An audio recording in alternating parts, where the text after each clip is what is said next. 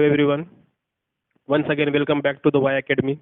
Today, I am here to teach you about the Shaw screening test, which is a very nice exam for the students who are wish to get admission in the Shaw College at Latur.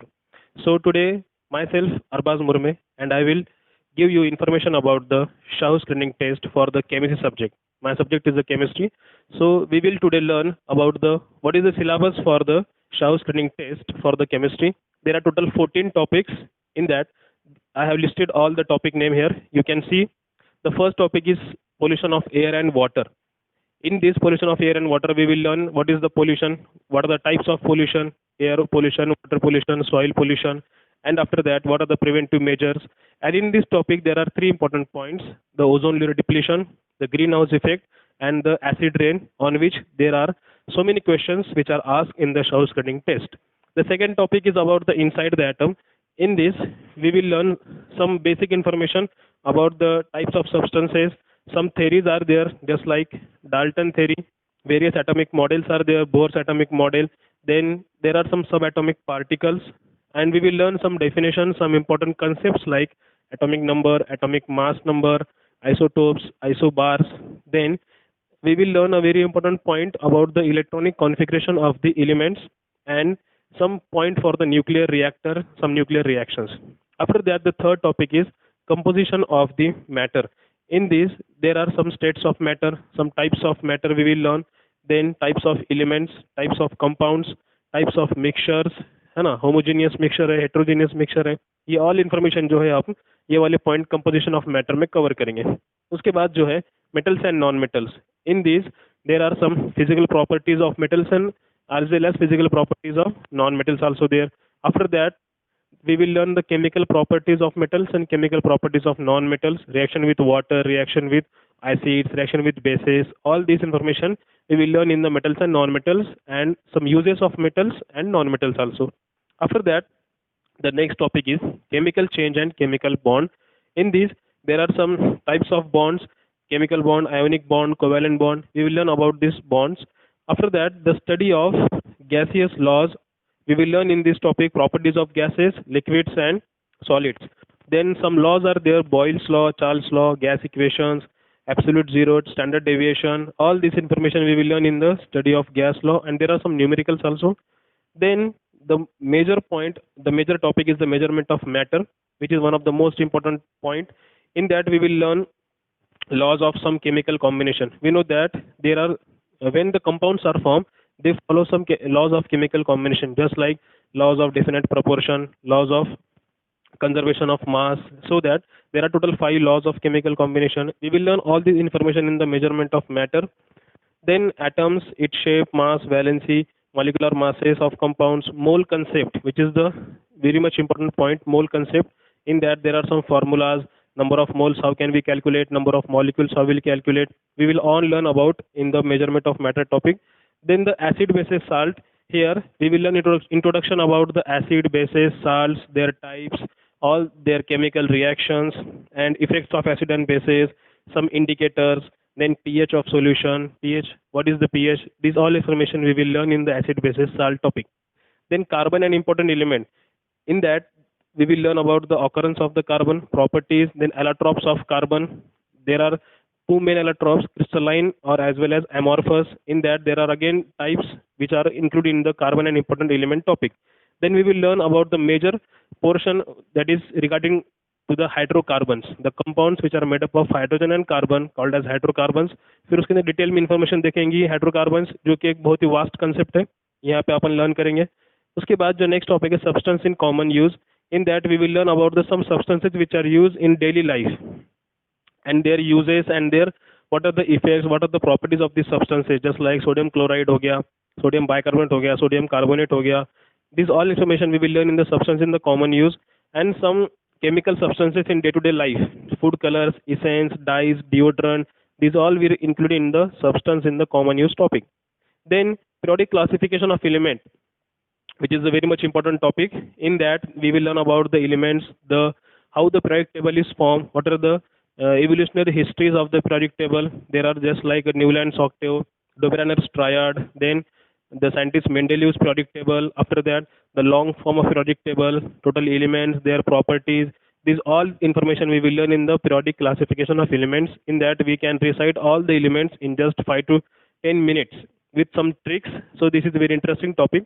We will see, and also we will learn in that the modern periodic table also, and there are some trends in that atomic size of the elements, how they changes, how they varies from element to element, what is the size of the element, then electronegativities of the element, then ionization enthalpies of the element. All these trends are in the periodic classification of element, and then we learn it in detail in that topic. After that, the chemical reactions and equations. In this topic, we will learn about the definition of chemical reaction. What is chemical reaction? How it is carried out? Then what are the types of chemical reaction? Then the balancing of the chemical reaction. It is also called as stoichiometry of a chemical reaction. How reaction is balanced? The total number of reactants should be equal to total number of product. These all information is in this topic. Then types of chemical reaction and rules for writing a chemical equation. So we will learn in this topic. After that, there is a again metallurgy is a branch in which how the metals are extracted. We will learn in the metallurgy some physical and chemical properties of metals, again various concepts of metallurgy, reactivity series, and ionic compounds are also included in this metallurgy point. After that, the carbon compounds. In that, we will learn about the valency of carbon, the catenation property of a carbon, double bond, triple bonded compounds, alkanes, alkenes, alkynes, then isomerism, homologous series, and the one of the most important is nomenclature of the organic compound. Right? The compounds are given names by the system IUPAC, International Union of Pure and Applied Chemistry. So by this system, there are some rules are assigned for the naming of the compounds. We will learn the rules for the compounds, the suffix of the compounds, prefix of the compounds, the different kinds of functional groups, how they are named. So we will all learn in this carbon compound topic. Again, hydrocarbon, how they are prepared, preparation reactions for hydrocarbon, just like alkane, alkene, alkyne, how they are prepared. Then chemical properties also and their uses also. They are all in this carbon compound, just like methane, ethane, propane, their uses also. And preparation properties, physical and chemical, both for alcohols, carboxylic acid, uses of their, these all are included in this carbon compounds. So this is syllabus copy of the Shaw screening test for state board as well as CBSE students. So this is all syllabus. You can have a overlook for this syllabus. ठीक है, अब हम one by one एक एक topic cover करेंगे. So first of all we will going to learn about the pollution of air and water.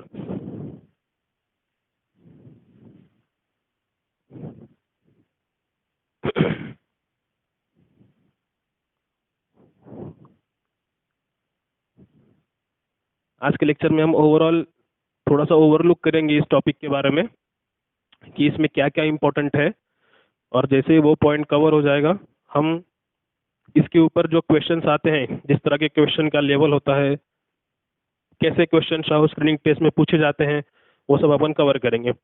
So pollution of air and water. So the first point is what is pollution. Pollution क्या होता है ना. We know that pollution is the contamination of air और contamination of the substances by the natural as well as man made activity, है ना. तो pollution होता है. पोल्यूशन के अपन मेनली टाइप्स देखते हैं. There are different types of pollution. One is air pollution, again water pollution, soil pollution, and noise pollution. These are the types of pollution. In that, the first is air pollution, means contamination or affection of the air by the different gases. Air is polluted, air get polluted by the just like harmful gases, and they are produced by the natural activity as well as man-made activity, right? So what are the causes for the pollution of air which are natural? There are some natural causes, just like earthquake हो गया, just like volcano eruption हो गया, forest fire हो गया. इनसे क्या होता है, different gases are produced and these gases can cause the air pollution. ठीक है, ये तो हो गया natural. अब कुछ होते हैं man made. Man made pollution में हो गया इंडस्ट्री से जो गैस निकलता है वो वाला हो गया, है ना. जो अपन गार्बेज वगैरह बर्न करते हैं, कंबशन होता है, उससे गैस प्रोड्यूस होती है, वो वाले. This all the reasons are included in the man made causes for the air pollution. इसी तरह अब ये तो हो गए कॉजेज. अब जैसे कि वाटर पोल्यूशन भी है, वाटर पोल्यूशन की भी कॉजेज है. वाटर पोल्यूशन बहुत तरीके से होता है, जैसे कि पोल्यूटेड ऑफ वाटर होता है, कुछ केमिकल जो होता है फैक्ट्रीज के वगैरह, वो सब अगर अपन रिवर्स में या पॉन्ड्स में, लेक्स में छोड़ेंगे तो क्या हो जाएगा, उसमें अगर हम रिलीज करेंगे तो there will be a water pollution and there are so many causes for the water pollution. In general we know all the causes.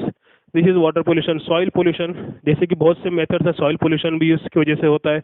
And most common is अगर अपन सॉइल के अंदर केमिकल फर्टिलाइजर अगर ज़्यादा amount में use कर रहे हैं जिससे कि सॉइल क्या हो जाती है, एसिडिक हो जाती है, so that is also cause of soil pollution. Noise pollution तो पता है व्हीकल्स की वजह से वगैरह जो है ना, या फिर साउंड्स की वजह से, म्यूजिक की वजह से, इससे क्या होता है, नॉइज पोल्यूशन होता है। So these are the general pollutions. Now in the air pollution there is one important point that is ozone layer depletion, जिसके ऊपर एग्जाम में क्वेश्चन पूछे जाते हैं कि ओजोन लेयर डिप्लीशन क्या होता है ना। अपने को पता है कि जो अपनी अर्थ है, अर्थ के सराउंडिंग में एक लेयर है जिसको अपन क्या बोलते हैं, ozone layer, right. Formula is O3। ये ओजोन लेयर का काम क्या है, this ozone layer is surrounded by the earth to protect the earth from the harmful rays which are coming from the sun, just like ultraviolet rays. तो इन raise से क्या करता है, ये ओजोन लेयर जो है उन रेस को एब्जॉर्ब कर लेता है और अर्थ तक आने से रोकता है। तो ये काम है ओजोन लेयर का। बट ये एयर पोल्यूशन की वजह से क्या हो रहा है, जितने भी गैस प्रोड्यूस हो रहे हैं जैसे कि कार्बन डाइऑक्साइड हो गया और मीथेन गैस हो गया, CFC हो गया, है ना। एग्जाम में एक बार क्वेश्चन आया था, what is the full form of CFC, है ना। ये एक मेजर कॉज है for the air pollution. So this is gas is chlorofluorocarbon, chlorofluorocarbon. Formula अगर देखेंगे तो CF2Cl2 इस तरह से है, क्लोरोफ्लोरोकार्बन। ये गैस जो है मेनली रिलीज होता है रेफ्रिजरेटर और AC से। So this gas is will also cause the air pollution. अब होता क्या है, ozone layer depletion, depletion means holes, है ना। जो ओजोन लेयर है, इस तरह से अगर अर्थ है अपनी, तो अर्थ के सराउंडिंग में ये ओजोन लेयर है। ये ओजोन लेयर क्या करता है, सन के पास से जो भी अल्ट्रावायलेट रेज आ रहे हैं उससे अपने अर्थ को प्रोटेक्ट करता है। बट ये ओजोन लेयर को ये पोल्यूशन की वजह से क्या हो रहा है, उसको होल्स हो रहे हैं, ठीक है। This gases are affecting on the ozone layer and there are some pores or holes. From that holes the harmful rays are coming on the earth and they can cause a various harmful effects to the humans. They can cause a skin cancer also. So this ozone layer depletion is mainly getting because of the air pollution, gases like carbon dioxide, methane, CFCs, nitrogen dioxide, ये सब gases responsible हैं इस ozone layer depletion के लिए। और इसकी वजह से जो एक मेन इफेक्ट होता है उसको अपन बोलते हैं ग्लोबल वार्मिंग, ग्लोबल वार्मिंग, या फिर इसको और एक नाम होता है कि ग्रीन हाउस इफेक्ट, जिसके ऊपर भी एग्जाम में क्वेश्चन बहुत से होते हैं, ग्रीन हाउस इफेक्ट या ग्लोबल वार्मिंग।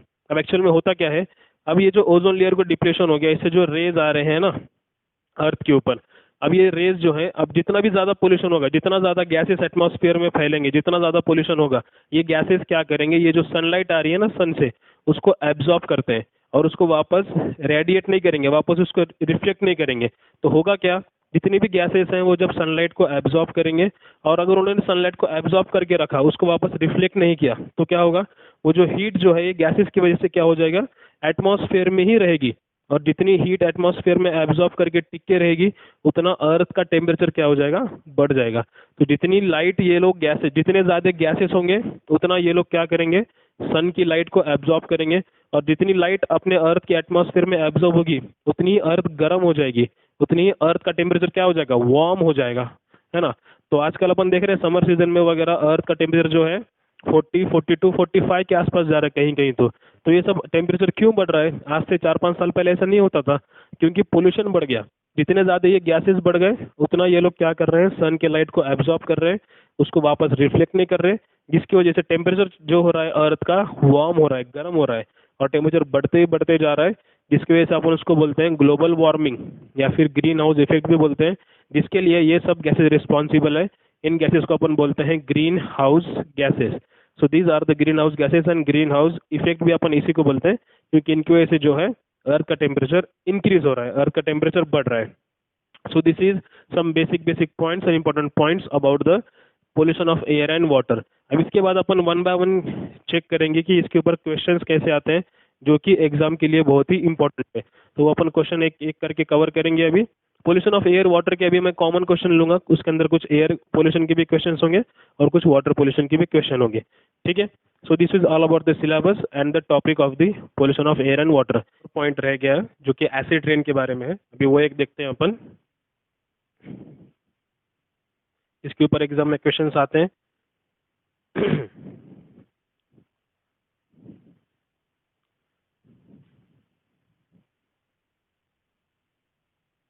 ठीक है, एसिड रेन। ना इसका मीनिंग ये नहीं होता है कि एसिड की बारिश होती है ना। इसका नाम में जो है एसिड रेन है, बट इस तरह से नहीं होता है कि एसिड की बारिश का भी अपन देखते हैं, वैसे नहीं होता है। ठीक है, now in acid rain what happens when, अब जब बारिश होती है ना, जैसे कि आप ये सब इफेक्ट जो होता है ना, ये हो रहा है ज़्यादातर एयर पोल्यूशन की वजह से ही हो रहा है। ठीक है, जैसे कि गैसेस हैं जो कि अपन ने अभी देखा, कार्बन डाइऑक्साइड गैस है, मीथेन गैस है, सल्फर डाइऑक्साइड है, नाइट्रोजन डाइऑक्साइड है। ये सब गैसेस क्या कर रहे हैं, इस तरह से पोल्यूशन कर रहे हैं, और उन पोल्यूशन की वजह से ये क्या हो रहा है, एसिड रेन हो रहा है। अब वो कैसे होता है, when the gases like this carbon dioxide, sulphur dioxide, sulphur trioxide है, इस तरह के जो गैसेस हैं जो कि पोल्यूशन कर रहे हैं, एयर पोल्यूशन कर रहे हैं, अब ये गैसेस कंटिन्यूअसली एटमॉस्फेयर के अंदर प्रेजेंट है। इन गैसेस के अंदर क्या होगा, जब बारिश होगी, जब रेन वाटर होगा, तो क्या होंगे, वाटर के ड्रॉपलेट्स जो हैं इन गैसेस के साथ क्या होते हैं, कंबाइन होते हैं। जैसे कि we know that what is the formula of water, H2O, right? So this is when the gases in the atmosphere like CO2 gets combined with the rain water, they form acids, है ना, जो कि dilute acids होते हैं। अभी यहाँ पे जब कार्बन डाइऑक्साइड कंबाइन होगा वाटर के साथ, तो बनेगा कार्बोनिक एसिड।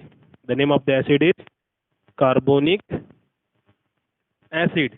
अभी सिंपली इसका फॉर्मूला कैसे बनाएंगे, सिंपल है याद रखने के लिए, पहले H2 लिख दो यहाँ पे। इसी केस में आपको याद करने के लिए मैं इजी बता रहा हूँ, H2, now carbon and total oxygen 2 and this one total are 3, so the formula is H2CO3। पहले क्या किया, H2 को H2 लिख दिया, कार्बन को कार्बन, टोटल ऑक्सीजन यहाँ पे 2 है, यहाँ पे 1 है, तो कितने हो गए, 3, H2CO3। The name of the acid is carbonic acid. तो ये एसिड बनते हैं जब कार्बन डाइऑक्साइड, ऐसे गैसेस जो हैं जो एटमॉस्फेयर में होते हैं जिनसे पोल्यूशन हो रहा है, ये गैसेस जब रेन वाटर के साथ कंबाइन होते हैं, ये है अपना रेन वाटर, जब कंबाइन होंगे तो कुछ एसिड्स बनाते हैं, इनको बोलते हैं एसिड रेन बोलेंगे। ठीक है, कार्बोनिक एसिड हो गया।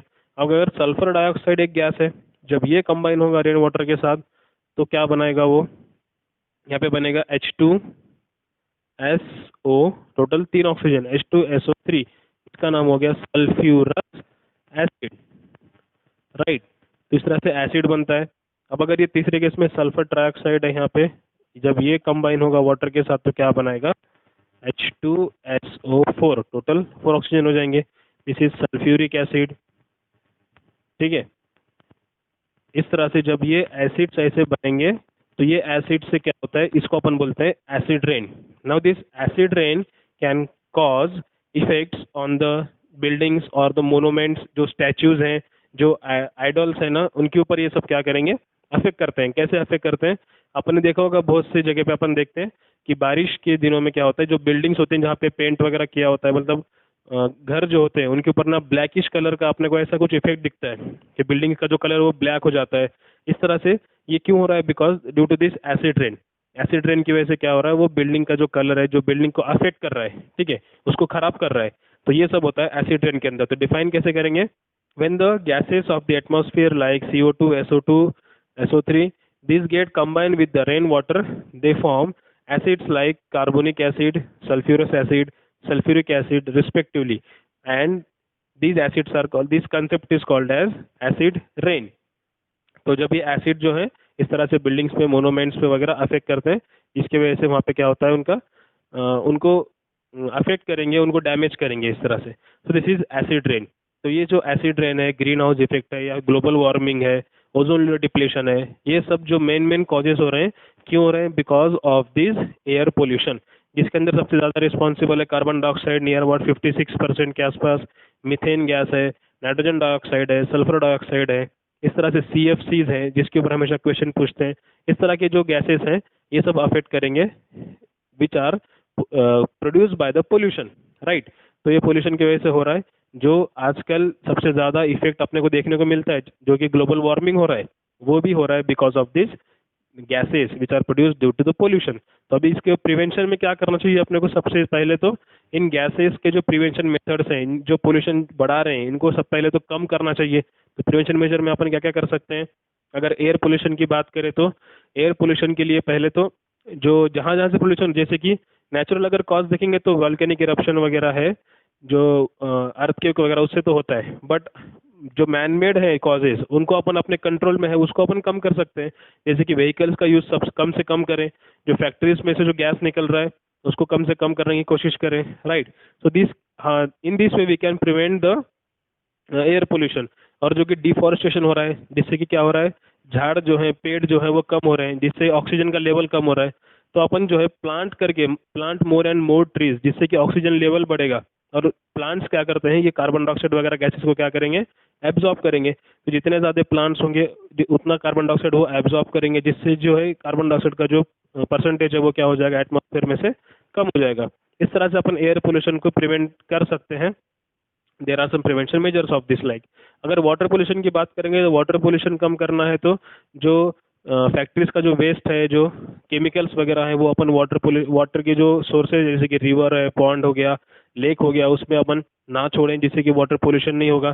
जो गार्बेज वगैरह है वो अपन अ, छोड़ते हैं जो रिवर्स के अंदर वगैरह, जिससे गार्बेज से क्या होता है, ब्लॉकेज होते हैं, वहाँ पे अलग अलग बीमारियाँ होती हैं। उसकी वजह से जो वाटर वहाँ पे लॉज कंडीशन में होता है, एक जगह जहाँ पे रुकता है, तो वहाँ से क्या होगा, वाटर पोल्यूशन होगा और उससे अलग अलग बीमारियां भी होते हैं लोगों को, तो वो नहीं करना चाहिए। इस तरह से वाटर पोल्यूशन को अपन रोक सकते हैं, है ना। क्लीन वाटर रखें जितना हो सके उतना। तो अगर सॉइल पोल्यूशन की बात करेंगे, सॉइल पोल्यूशन के प्रिवेंशन पे अपन क्या कर सकते हैं, जो सॉइल के अंदर ज़्यादा एक्सेस फर्टिलाइजर वगैरह ना यूज़ करें। अपने सॉइल की अपन टेस्टिंग कर सकते हैं। क्या इस तरह से कुछ लेबोरेटरीज होते हैं जहाँ पे अपन अपने सॉइल को ले जाके वहाँ पे टेस्ट करा सकते हैं कि ये सॉइल किस टाइप की है, एसिडिक है, बेसिक है, किस तरह की है, इसमें क्या रिक्वायरमेंट है।